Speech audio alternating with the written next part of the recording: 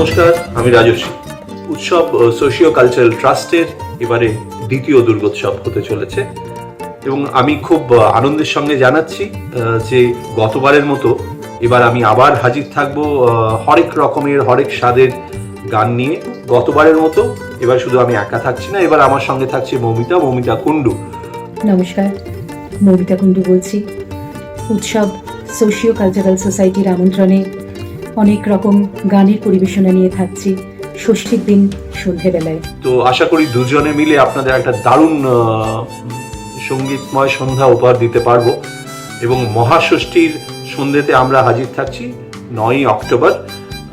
আশা করছি পুজো সেদিন থেকে দারুণ জমে উঠবে সবার জন্যে।